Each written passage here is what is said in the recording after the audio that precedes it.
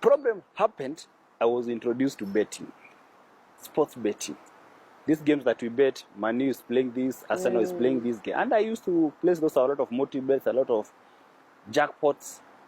Kumbe now, I'm from alcoholism to gambling. To betting addiction now. And this time I'm not drinking. But at night, I remember when I used to sleep, my wife used to say that, hey, boss, who are you chatting with at night? This late o'clock. And she used to peep like this. Oh, kumbe, you're not chatting, but you're betting. I remember during the day, I would call my child like this, and my phone is here. That was the betting that was there. So now, you know, in betting is not, you don't invest in betting. So I ended up losing a lot of money to the point that my salary was not enough. Now I had to take money from the bank. So how much were you investing in that betting? Like at a starter, how much did you start with, and how did it graduate? At a start, I started with 50 bob. But by the time I was done, I could place even 20,000 or 10,000 at a go. And in a matter of 90 minutes, that money that I have lost the game, 20K is gone. And I was starting to be depressed. And I remember one time I had a balance of 600, a debt of 600,000. I had accumulated out of gambling. I had accumulated them. But still I'm continuing to gamble, thinking that this month I will win and refund the money and repay the other one. So it continued. By the time I was through with it, I had lost over 1.2 million. Over 1.2 million. Now I was in a total debt of 1.2 million. I don't know now what to do. You see, nimefika mwisho. I don't know what to do. And this money you are taking from the bank, or you are taking from people? You see, I was just borrowing from the bank. Naficha tu pole pole. So different bank or same bank? Same bank where I was. Unfortunately, I was discovered and I was fired. Now, beginning of another problem. I am alcoholic. I was alcoholic, now I'm a gambler. I don't have money. And you are in debt. And I'm in debt. Luckily, somebody came through, paid that money, and I'm really grateful for that bank, because when I paid the money, they withdrew the case. And that's it now. That's why I'm free today. But problem did not end there. You see, now I've been alcoholic, now I'm a gambler. Now I don't have money to gamble. What do? I revert back to alcohol. I revert back to alcohol again. Now I drank, started selling my things. I remember I sold everything. I sold everything to the point that I was even selling my shoes. I sold my TV for a TV that I bought for over 20,000. I sold it for 1,500 to finance my drinking. I had a wife. She could not sustain me again because it was my problem anyway. It was my issue because I was drinking. She really tried to support me, but all in vain. I had to lose. And at that point, where were your parents? My parents now, and I think when problems come, what do I say? Problems come of them. You know, when I was losing my bank job, my father died that time.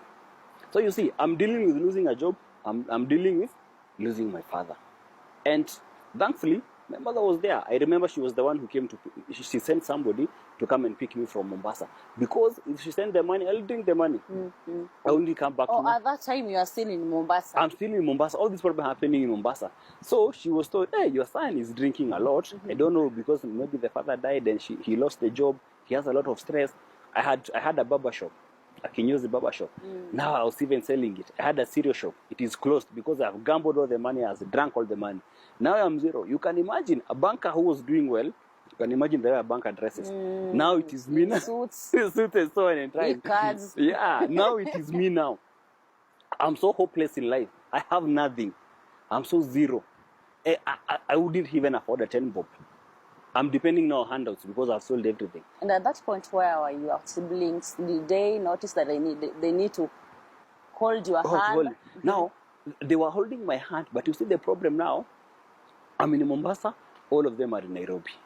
That is a big challenge. So, you are alone there. Yeah, alone there. So they decided, since this person is alone in Mombasa, let us go and check him from Mombasa.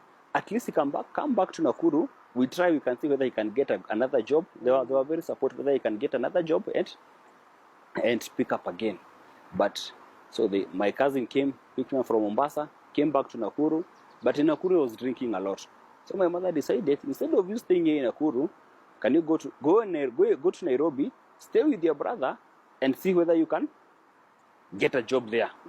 But you see now, don't forget that I'm still I'm not yet healed. I'm still alcoholic and I'm still gambling. So coming back to stay with my brother in Nairobi, by the I really care for my brother because I terrorized that guy. Zach, my bro Zach, I owe you a lot. You know, I sold even his shoes. Really? I sold even his shoes. A lot of things in his house. I remember I sold even another. At that time, he was staying alone, or he was also married? He was not married. I was staying with my brother. He just came here. He gave me one of his bed. You stayed there. And as I was working, I used to take some small things. The capacity, and then I go and sell even an iron box. Shoes. Yeah, Itoshi. I come back again. I remember I even sold his Masai lesson for, was it 90 shillings? Masai?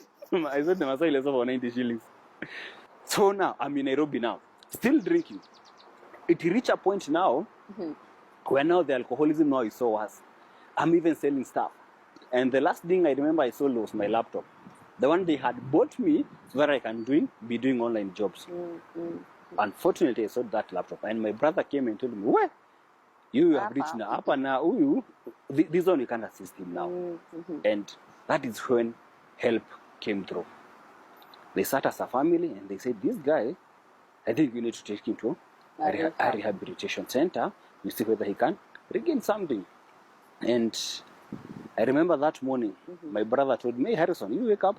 I'm going to take you to a treatment center to go and you see whether you'll be assisted. But I could never wake up. I could not wake up because I had a lot of hangovers in the morning. You see, I needed a drink to sustain myself. I needed a drink to function. And you see, there was no drink in the morning. So I remember even him sending for somebody to bring me alcohol. But I told him, that alcohol you are buying, I don't know that one. Me, I want the cheap liquor. The cheap liquor is the one that will boost your body. Will boost my body again. Now he was telling you are my bro. How can I buy you alcohol with 100 shillings? Let me buy you the expensive one. I need that cheaper one. I need that cheaper one. To restart my system. And when the alcohol was bought, I remember it's a Boda guy who brought it. By the time he was giving, I just opened it half, drank half dry. That's when I said, hey, Kumbe, this guy has a problem. And after taking that, I wake up well, nikakula vizuri, and he took me to rehabilitation center. I remember it was April 9th. It was on a Friday. April 9th, 2021. 2021. He took me there. Yeah, I was admitted there. I stayed in the rehabilitation for 3 months. But this time, because I had lost everything, and I thought that I was almost dying because I think I had lost close to 20 kgs. And you can see me a big body. I had lost over 20 kg. I remember when I was going to the rehabilitation center, my boxer, it was cut. Can you imagine a skirt boxer? It was torn. The shoes I was wearing unmatched socks. Because I had reached my rock bottom. So in the rehabilitation center, I decided, hey, I'm going now to change. And I remember one day on Tuesday, I was watching a story.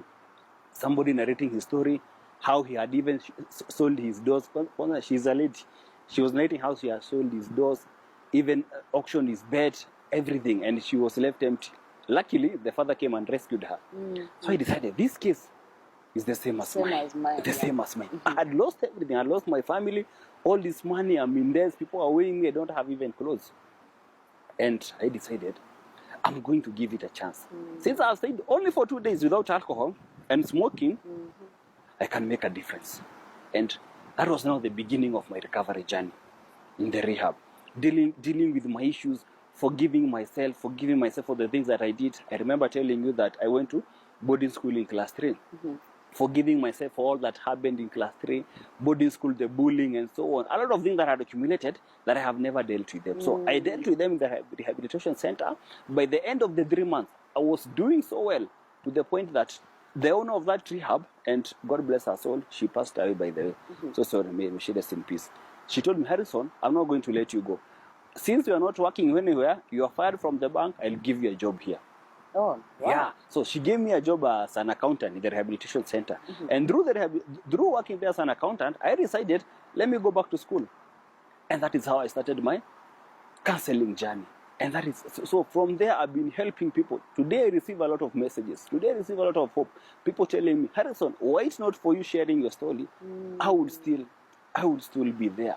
And addiction is real. I lost so much.